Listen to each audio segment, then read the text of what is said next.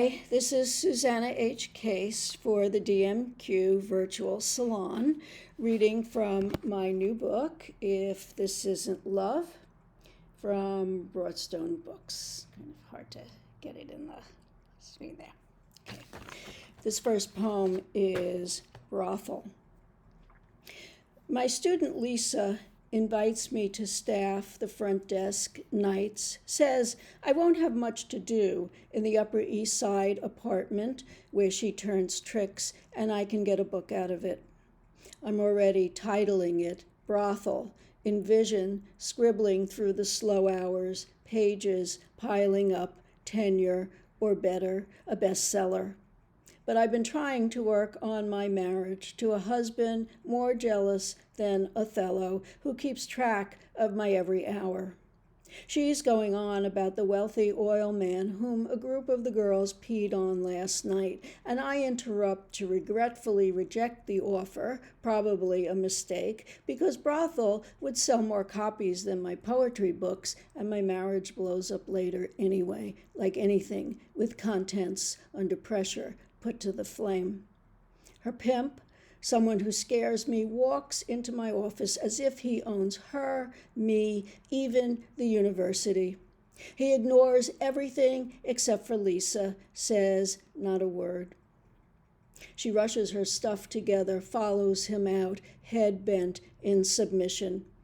And I think about how tough she looked as she laughed about the John sprawled on the floor. If This Isn't Love suggests we're all on TV, and there are a number of telenovela or soap opera poems scattered throughout the book. This is telenovela 7. The hands in this story wrench with despair when Marina begins to faint from the strain of remembering her husband shaking her, the pain and violence, his hands almost bronzed in their strength, deliberate in the need to harm.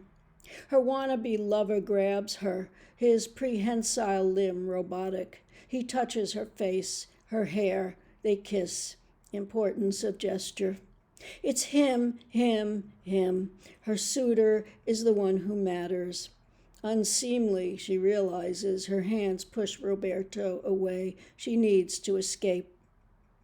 Roberto mourns the loss, clamps his hand on her tight, like that of Pierre d'Aucassin, modeled in Paris by Rodin in 1885. The clenched left hand, one of the burghers of Calais, symbol of the injustice of fate. Rodin made hands look painful, but with expressive possibility, broken, tumorous, clenched. Roberto wants Marina, watches her through a windowed door while she holds her husband's hand, hers soft and soothing.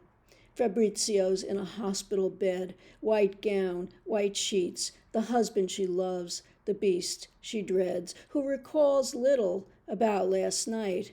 Maybe a spat? She remembers his hand, still wearing a wedding ring, raised, a cobra, about to strike. Something amiss. Deidre's had an out-of-body experience, by which she means an out-of-her-marriage experience, blames me that her husband found out. My lips were sealed, I protest. His eyes were peeled, she lobs back, all accusatory. We've been on the outs lately after I refused to loan her my dog. She proposed to stand outside Barney's, hoped, with a cute dog, to meet someone new, preferably a man who could afford the pricey clothes, her husband on his way to being ex anyway. Deidre pounds my living room wall over whether she'll ever fall in love again. I've got one more love in me, or two. For an answer, I bring her to my ex to have her cards read. He was a shitty husband, but a brilliant tarot interpreter. I can see the hesitation while he lays out the deck, tells her she'll soon wed again. He confesses to me later he lied, pulled the Chariot and the Three of Swords, meaning she'll never be able to truly love anyone. A couple weeks later, I see her outside Barney's with a cockatoo on her shoulder. It's squawking, but Deidre talks, well, mostly shrieks above the noise, to a handsome man in a suave coat who is foolish enough to try to stroke the bird. I keep walking, because if he only loses a finger, he'll be a lucky man. I'll conclude with Fallen. I fell by the tennis stadium, whose fenced-in club wouldn't admit girls like me. I fell on broken glass, face cut in multiple places, shards that missed my eyes. I fell and ruined my favorite blouse, its purple-pink embroidery. I fell and ruined my face, still carry the scars, faint bits of unraveled lace. I fell as a 10-year-old, not realizing I would become what my mother called fallen.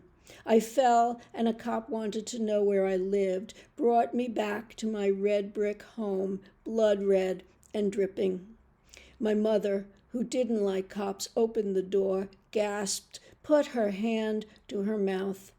I fell, muddy and banged up, realized for the first time the link between loss of control and blood. I cried. This was the bleeding that made me a woman. Thank you very much.